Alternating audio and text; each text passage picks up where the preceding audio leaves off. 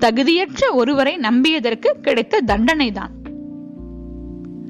அவர்கள் நம்மை ஏமாற்றியது சாமர்த்தியமும் அல்ல, நாம் ஏமாந்ததால் நாம் முட்டாளும் அல்ல. நமக்கு அது பாடம். அவர்கள் நமக்கு செய்ததோ துரோகம்.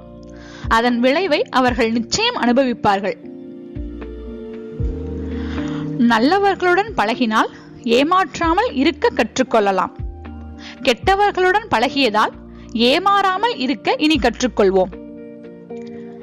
எவ்வளவுதான் வாழ்வில் கற்றுக்கொண்டாலும் போலியாக நடிப்பவரை மட்டும் இன்னும் அடையாளம் காண முடியவில்லை. இருந்தும் வாழ்க்கையில் நமக்கு அதிக பாடங்களை சொல்லிக் கொடுப்பதே இந்த துரோகிகள்தான். என்ன நடந்தாலும் ஒன்று மட்டும் மறந்து விடாதீர்கள். உங்களுக்கு துரோகம் செய்தவர்களை என்றும் மன்னிக்கவும் கூடாது, மறக்கவும் கூடாது.